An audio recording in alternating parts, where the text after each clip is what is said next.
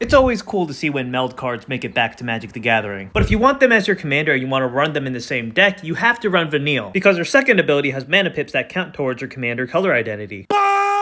Why can't we run Fang as the face of the commander deck? Because when melded together, they look like this, and they have a color indicator, which is also part of the consideration for color identity. That's because the backside of Fang doesn't look like this. It actually looks like this, which is just half of a magic card. Because outside of the battlefield, we failed to look at any characteristics of the back face of a melded card. Which means Fang's color identity is actually mono black, and it can actually go into the 99 of other decks that include the color black. Unlike Vanille, which can only go into decks that have black and green as part of their color identity. So for example, they can both go into Tayam, which has black and green in their color identity, but only Fang can be in Tivit because it has black in its color identity, but not green. Now let's say you are running Vanille as a commander and you manage to pull off the meld. Although half of it is your commander and half of it is not your commander, this permanent is still considered your commander. So if it leaves the battlefield, can you put both of them into the command zone? Even though Fang never started out as the commander in the beginning of the game? Well, whenever a melded permanent leaves the battlefield, we put all parts of that card into the appropriate zone. And also, if any effects would apply to those cards when they go to that new zone, they would apply to both of those cards. So if Ragnarok was sent on an otherworldly journey, which sends a creature to exile and then returns it at the beginning of the next end step with a +1/+1 counter, both Fang and Vanille will go into exile, but also both Fang and Vanille will come back from exile with a +1/+1 counter on it. And when they come back, they'll be separated cards with their front face up. Now the rules for moving commander back to the command zone works in two ways. From exile or from graveyard, you're prompted to move it as a state-based action. That will only move the part that is your commander and leave behind the part that is not your commander, and so it will become a new object in the command zone with no memory of its previous existence. Now if it's put into your hand or library, it's done as a replacement effect, which modifies the actual effect.